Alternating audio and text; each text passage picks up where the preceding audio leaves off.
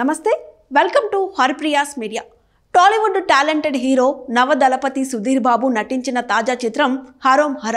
జ్ఞానసాగర్ ద్వారకా తెరకెక్కించిన ఈ solid action ఎంటర్టైనర్లో మాలవిక శర్మ హీరోయిన్గా నటించింది. టీజర్స్, ట్రైలర్ కేజీఎఫ్ పుష్పాల స్టైల్లో ఉండడం, ప్రమోషన్స్ కూడా గట్టిగా నిర్వహించడంతో హరోం హర సినిమాపై బజ్ బాగానే క్రియేట్ అయింది. అందుకు తగ్గట్టుగానే భారీ అంచనాల మధ్య జూన్ 14న థియేటర్లలో రిలీజ్ అయిన హరోం హరకు పాజిటివ్ రెస్పాన్స్నే వచ్చింది. బాక్సాఫీస్ వద్ద మంచి వసూళ్లనే రాబట్టింది. అయితే ఈ మూవీ మొత్తం యాక్షన్ సీక్వెన్స్తో చుట్టేయడంతో హరోం హర సినిమా కొంతమందికి నచ్చలేదు. అందుకే ఎక్కువ రోజులు థియేటర్లలో ఆడలేకపోయింది. ఓవరాల్గా యావరేజ్ రిజల్ట్తో సరిపెట్టుకున్న సుధీర్ బాబు సినిమా గురువారం ఓటీటీలోకి రావాల్సి ఉంది.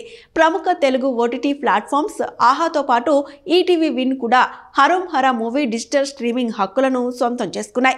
జూలై 11 నుంచి స్ట్రీమింగ్కు తీసుకొస్తున్నట్లు అధికారిక ప్రకటనలు కూడా ఇచ్చేశాయి.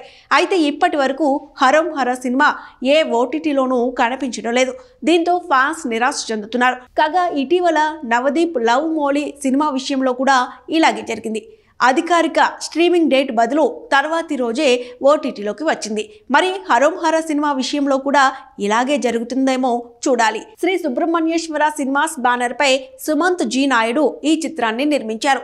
జయప్రకాష్, రవి కాలే, అర్జున్ గౌడ, లక్కీ లక్ష్మణ్ తదితరులు ఈ సినిమాలో ప్రధాన పాత్రలు పోషించారు. చేతన్ భరద్వాజ్ హరోం హర సినిమాకు స్వరాలు సమకూర్చారు.